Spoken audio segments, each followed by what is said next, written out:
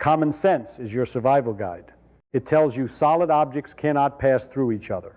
It tells you things exist in definite places. It tells you motion requires a path.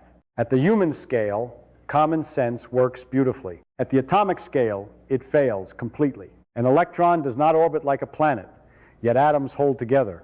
A particle passes through two openings at once, yet arrives at one point. A measurement does not reveal reality, it helps decide it. This is not philosophy or imagination. It is what every experiment says. The difficulty is not that nature behaves randomly. The difficulty is that nature does not obey the rules your brain evolved to understand. Your brain expects objects. The universe offers probabilities. So physics reaches a strange conclusion. The world is not built from tiny things behaving like big things. The world is built from something more abstract. And what you experience as reality is only the stable limit of those abstractions. Quantum mechanics does not contradict logic. It contradicts intuition. And intuition is only logic trained at the wrong scale. Imagine shrinking yourself smaller and smaller. At first, nothing dramatic happens. Cells look like structures. Molecules resemble tiny clusters of balls connected by springs. Everything still obeys common sense. Then you reach the atom. Here the picture collapses. You expect a miniature solar system electron circling a nucleus. The diagram appears in textbooks, and it feels reasonable. After all, gravity holds planets in orbit. Electric attraction should hold electrons the same way. But if an electron orbited like a planet, it would radiate energy continuously and spiral into the nucleus almost instantly. Atoms would not exist. So the very first image your intuition gives you is impossible. Already common sense fails. To really see where common sense breaks, you need only one experiment, not a complicated one, not a rare one, the most repeated experiment in modern physics. The double-slit experiment. The classical expectation. Imagine firing tiny balls toward a wall with two narrow openings. Behind the wall is a screen. If balls pass through, they make two piles behind the slits. Simple.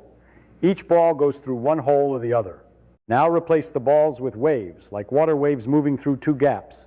Instead of two piles, you get a striped pattern, bright and dark bands where waves reinforce and cancel. Particles make two bands. Waves make many bands. Common sense understands this perfectly. So now perform the experiment with electrons objects you normally think of as particles. The first shock, fire many electrons at the slits. On the screen appears a wave interference pattern, so electrons behave like waves. You might think they spread out and interfere with each other. But then the experimenters reduce the beam until only one electron passes at a time.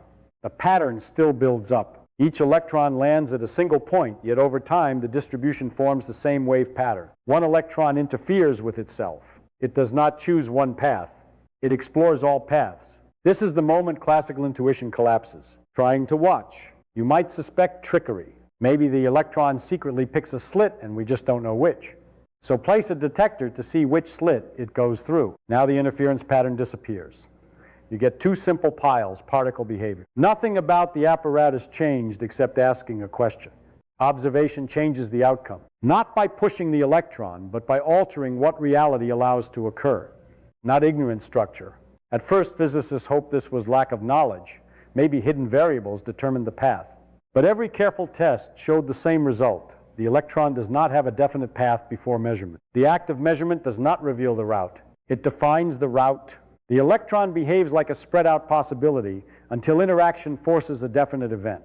Common sense assumes the world consists of objects with properties that exist whether observed or not. Quantum experiments say otherwise. At small scales, reality is described by probabilities of outcomes, not histories of motion. The electron is not a tiny ball traveling somewhere unknown. It is a rule giving chances for where it may appear. By now, common sense is already struggling. An electron can behave like a wave. Observation changes results. A particle explores multiple paths until measured. But there is a deeper fracture in intuition, not about behavior, but about knowledge itself. You might think the problem is only practical. Measuring tiny things is hard. Better instruments should reveal exact motion. Quantum physics says this hope is impossible. Not difficult, not technologically limited. Impossible in principle. The classical belief, in ordinary life, every object has both a position and a speed at the same time. A car is here and moving this fast. A ball is there and moving that fast. Even if you don't measure perfectly, you believe the values exist. Your ignorance does not change reality. Physics for centuries was built on this assumption. Complete information exists, even if hidden. The Heisenberg discovery, Werner Heisenberg showed that at the atomic scale, this belief cannot survive. If you try to measure an electron's position precisely, you inevitably disturb its motion. The more accurately you know where it is, the less precisely its momentum can exist. Not just measured exist. The uncertainty principle is not about bad instruments. It is about the structure of reality. Position and momentum are not simultaneous properties. Why measurement changes reality? To see an electron, you must interact with it, usually with light. But light itself carries momentum. The act of locating the electron changes its motion unpredictably. You might imagine using gentler light, but gentler light has longer wavelength and cannot pinpoint location. Every attempt to improve one destroys the other. Nature refuses exact knowledge, not a limitation, a rule. You might still think the electron secretly has exact position and speed, we just cannot access them. Experiments reject this. Quantum predictions rely on uncertainty itself. Remove it and observed interference patterns vanish. Reality behaves as if definite values do not exist simultaneously. The electron is not a tiny planet with hidden coordinates. It is described only by probabilities of outcomes.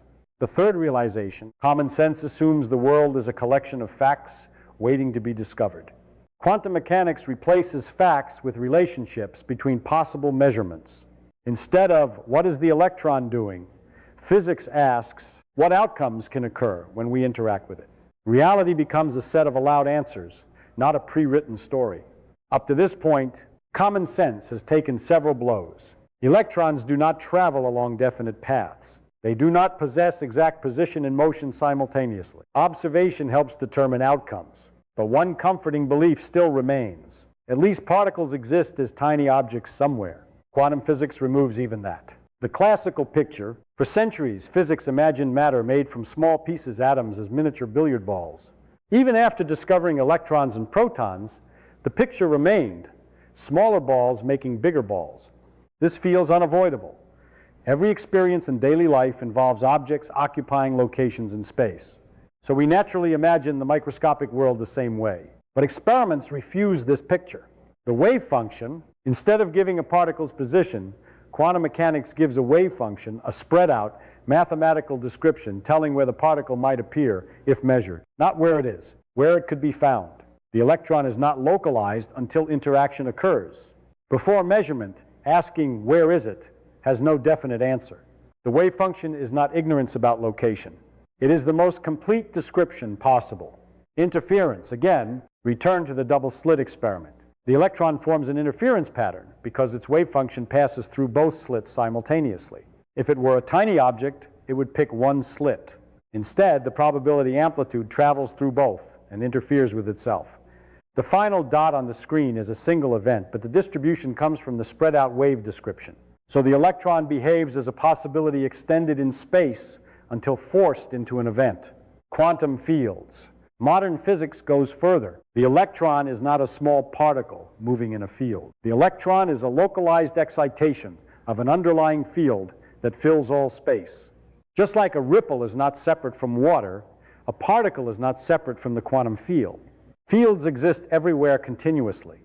Particles appear when energy concentrates in a small region. Why this matters? Common sense expects permanent objects.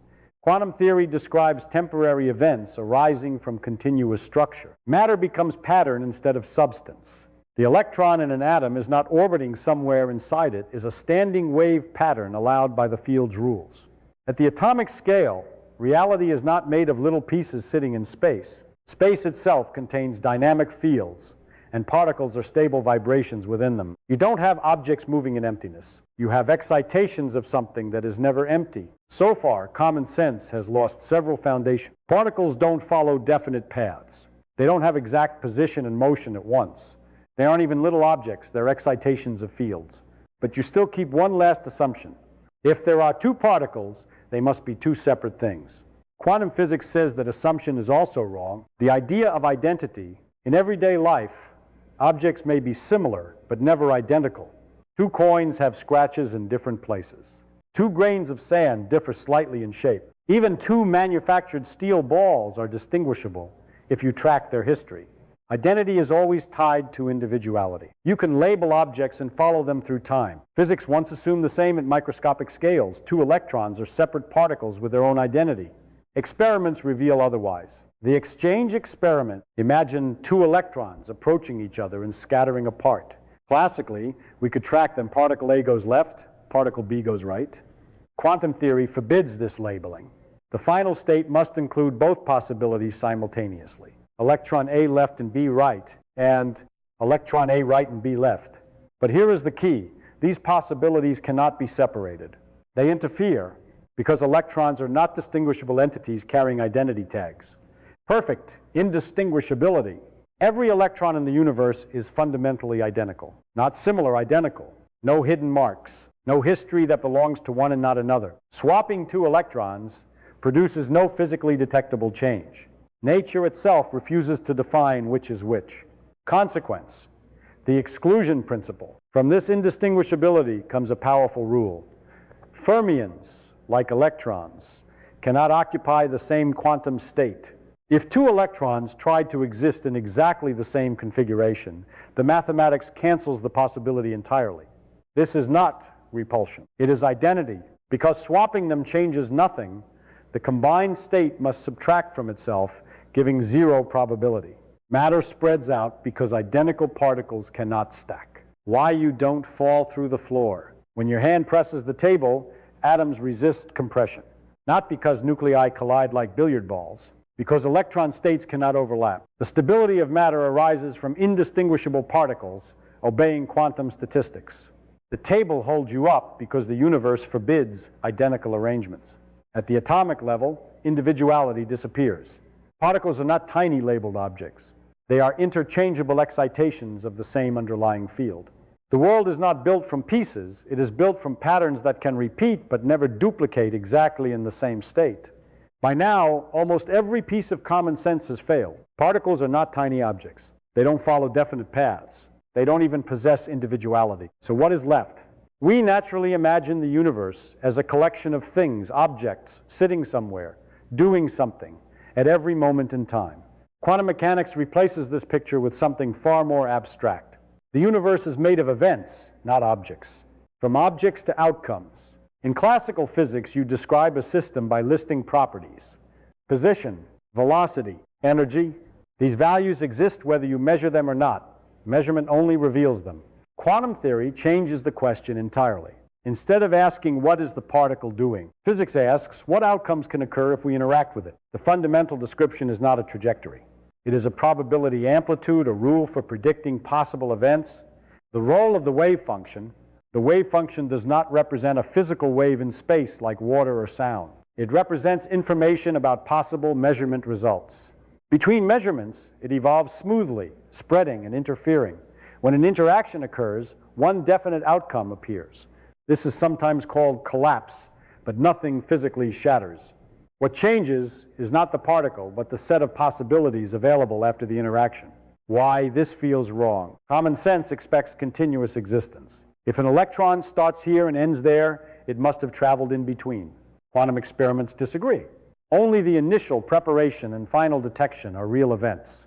The path between them is not a hidden story. It is a collection of potential histories contributing to a single probability. Nature does not pick a path and keep it secret. Nature calculates outcomes directly. Probability as physical law. In everyday life, probability reflects ignorance. A coin lands heads or tails because we don't track every motion. In quantum physics, probability is fundamental. Even with complete knowledge of the wave function, only the likelihood of each outcome exists. The randomness is not temporary, it is built into the rules. Reality is not determined until interaction occurs. The sixth realization, at the atomic scale, the universe is not a movie of particles moving frame by frame. It is a network of interactions where definite events emerge from underlying possibilities. Objects appear stable because enormous numbers of quantum events average into predictable behavior. Classical reality is a large-scale approximation of quantum rules. After everything we've seen, a natural question appears. If common sense fails so completely at the atomic level, why does it work so well in everyday life? Chairs feel solid. Objects follow paths. Causes produce predictable effects. Nothing around you behaves like a probability cloud. So either quantum physics is wrong or our intuition only applies in special conditions. The answer is scale. The averaging of enormous numbers, a single electron behaves unpredictably, but a grain of sand contains more atoms than there are stars in the galaxy. When countless quantum events combine, randomness averages out. Probabilities sharpen into near certainties. Each atom jitters in uncertain motion. Together they form a stable object. This is not because quantum rules disappear. It is because large numbers hide them. Decoherence, the loss of quantum behavior. In the microscopic world, possibilities can interfere like waves. But large systems constantly interact with their environment, air molecules, light, thermal vibrations. These interactions destroy delicate quantum relationships. The system rapidly becomes locked into definite outcomes. This process is called decoherence, not a collapse caused by observers, but a natural spreading of information into the surroundings. The larger the object, the faster quantum ambiguity vanishes. Why objects have paths? A baseball does not travel as a probability cloud because every moment it interacts with trillions of particles around it. Those interactions continuously measure its state. Its position becomes well-defined, and alternative possibilities never get a chance to interfere. So classical motion emerges as the stable limit of quantum behavior, not separate laws, the same laws seen at a different scale. Intuition is evolutionary physics. Your brain evolved to survive in a world of large objects, moving slowly compared to atomic processes. So your intuition is perfectly tuned for average behavior. It predicts trajectories, solidity, and persistence, because those are reliable approximations in your environment. But expecting atoms to behave that way is like expecting ocean waves to behave like individual water molecules. Different scales, different rules. Common sense is not wrong. It is incomplete. It describes the stable patterns formed when enormous numbers of quantum events combine. At the fundamental level, reality is probabilistic, relational, and defined by interaction. At the human level, it becomes deterministic and object-like. Both are true, each at its proper scale. Quiet ending. So the failure of common sense is not a flaw in nature. It is a clue about how deep reality goes. The world you experience is not the basic layer of existence. It is the calm surface of an ocean whose microscopic waves never stop moving. And physics is the effort to understand the water, not just the surface.